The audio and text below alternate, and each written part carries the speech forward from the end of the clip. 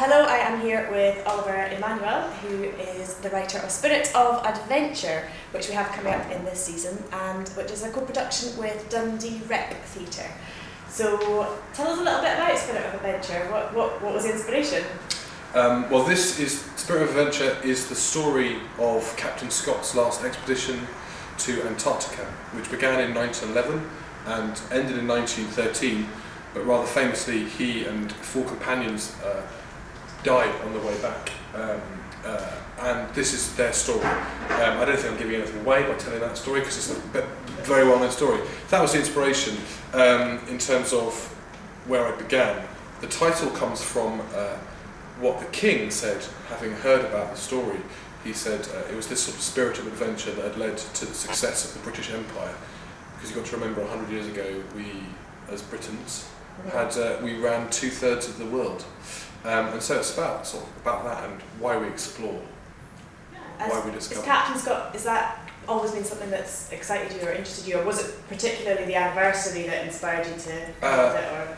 Captain Scott's always been fascinating to me. When I first went to Dundee and discovered the Discovery, Captain Scott's first ship was there, I got incredibly excited like a little boy and went and had a look around. And so that was finding out that Dundee had a connection, which is that all the ships were made for the expeditions in Dundee, was my excuse to write something about it. Really. And what's exciting about the Discovery is that the show opens there tomorrow, so it's performing actually on Discovery all next week, which is... Yeah, it's not actually on the ship because it's February and it's too cold and that would be mad. But it's in Discovery Point, which is very exciting, and to have Captain Scott's actual ship right next door. I mean, you can go on Captain Scott's ship, you as a person can after another time. And in fact, you can get married there, which is quite exciting. Yeah. So if you wanted to, I'm not advertising, but that's what you can. There's things you can do on the ship. Watch my plays at one of them, but at Discovery Point. Discovery Point, yeah, exactly. And then it comes to us the following week. Yeah.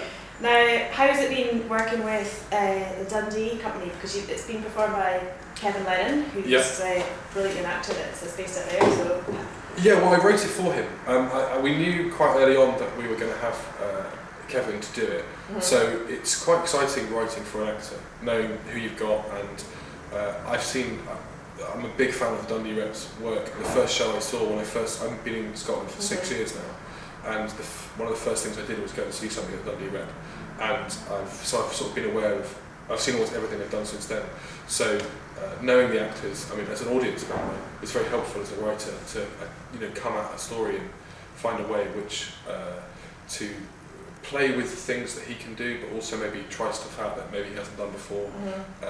I think it's certainly within his range as a performer, and hopefully he's enjoyed doing it. You'll have to ask him. I think he has. We'll do that interview and see. Do that interview and find out. Yeah. What else are you up to at the moment?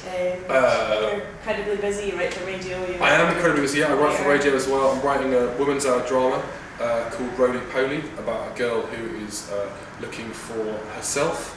Sounds a bit confusing. I won't tell you more, that's why I'm going to leave it there. That's the excitement. I'm also writing a play called Dragon for Vox Motus and the National Theatre Scotland, which is a play about a little boy who loses his mum and a dragon.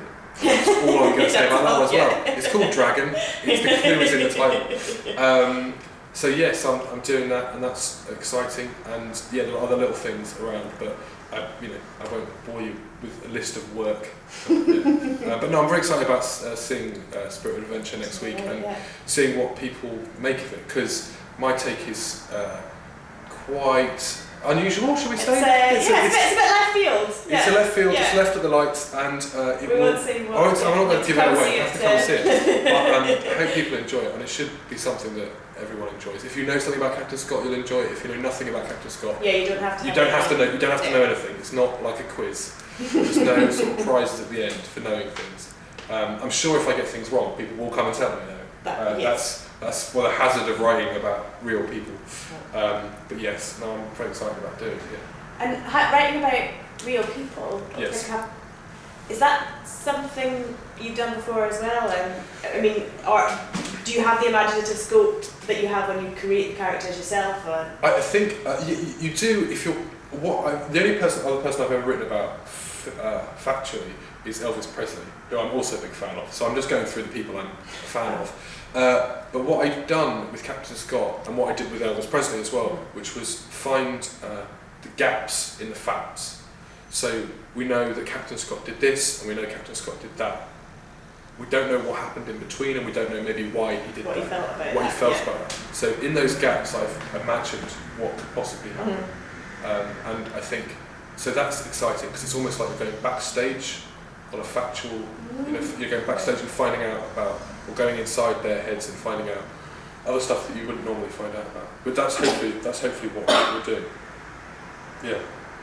Brilliant. Okay. So who's the next hero of yours to I don't know. That's a good question, actually. I don't know. I've got some quite interesting ancestors who I might write about one time. So I've got ancestors who were involved in the Union. So at this time for discussion of Scottish independence and the Union, it would be quite interesting to have a look at the family tree and find out exactly what they did and who did, and which side they were on. Maybe have to apologise for the family. Well, who knows? Who knows? So maybe that, but I don't know. I prefer writing. I mean, the character in Spirit of Adventure is entirely fictional. Yes, I think that's fair to say. But all the offstage characters are real. So yeah. I mean, I will see. It's an interesting thing. The audience will decide whether I've succeeded or not. Yeah, that's all I can say. Brilliant. So it opens at Bournemore on a week on Monday. So thank you.